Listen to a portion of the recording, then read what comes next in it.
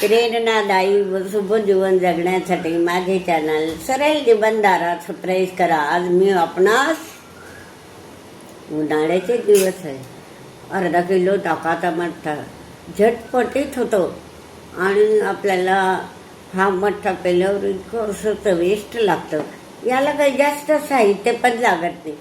आपलं साधं मीठ, काळं मीठ, साखर आणि जिरं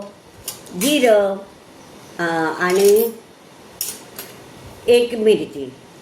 आता अर्धा लिटर हे ताक आहे, तर याला 2 मिरच्या घेतल्या. 2 मिरच्या घेतल्या, जिरं भाजून घेतलं आणि अद्रक, जास्त नाही अद्रक टाकायचं. जास्त अद्रक टाकलं तर त्याचं अशी चव. तर हे कुटून घेतलं मी, खलबत्त्यामध्ये कुटून घेतलं, छान असं खलबत्त्यात कुटून घेतलं. आणि हे बघा बारीक आहे, बिलकुल बारीक आहे.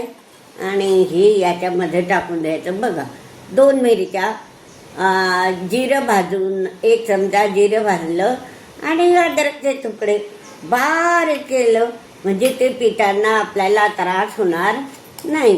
तर हे बघा हे टाकून देते. हे टाकून झाल्यावर सोपं असतं, बिलकुल सोपं असतं. हे टाकलं. आता ह्याच्यामध्ये काय टाकायचं, 2 मिनिटाचं काम असतं. 1 चमचा आपलं साधं मीठ 1 चमचा साधं मीठ, 1 चमचा आपलं काळं मीठ लागतं याला एवढं. आणि 2 चमचे साखर टाकायची, 2 चमचे साखर, 2 चमचे साखर टाकायची. आणि थोडा कोथिंबीर पण टाकायचा. कोथिंबीर बघा किती छान दिसतं. आणि मठ्ठा व्हायला काहीच वेळ लागत नाही. आणि आपल्याला जर थंड होऊ द्यायचं आहे त्याला, तर मग आपण थोडा वेळ काय करायचं, फ्रीजमध्ये ठेवून द्यायचं. आता मी काय करते, त्याला काढून देते. असं हा मठ्ठा आहे, किती सुंदर वाटतो आहे. उन्हाळ्याचे दिवस आहे आणि बघा अर्धा लिटर ताक, घट्ट सॉस आणि त्याच्यामध्ये साखर, काळं मीठ, जिरं भाजून, 2 मिरची, अद्रक असा लड्डा तयार करून आता परत त्याच्यामध्ये हे टाकायचं. आणि आपण काय करायचं, मग हे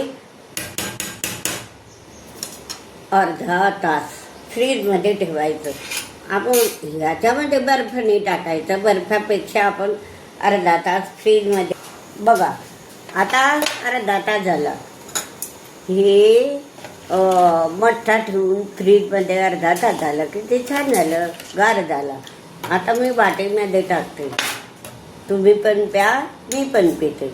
बघा उन्हाळ्याच्या दिवसात आता दुपार आहे, 3 वाजले. मला असं वाटलं की चहा प्यायपेक्षा मठ्ठाच प्यायचा, म्हणून हा मठ्ठा तयार केला. घ्या, तुम्ही पण घ्या, मी पण घेते.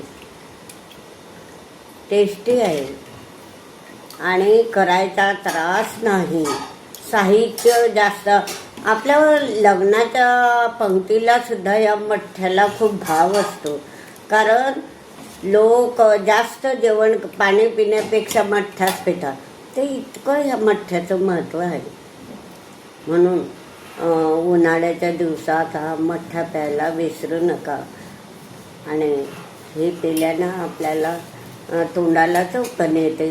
तर अशा प्रकारे मी आपणापुढे सोप्यात सोपा, कमी वेळात होणारा रेसिपी म्हणजे मठ्ठा, उन्हाळ्याच्या दिवसात गार करणारा मठ्ठा आपणापुढे सादर केला. तो अवश्य तुम्ही पण करा आणि हा व्हिडिओ लाईक व शेअर करा. बघा.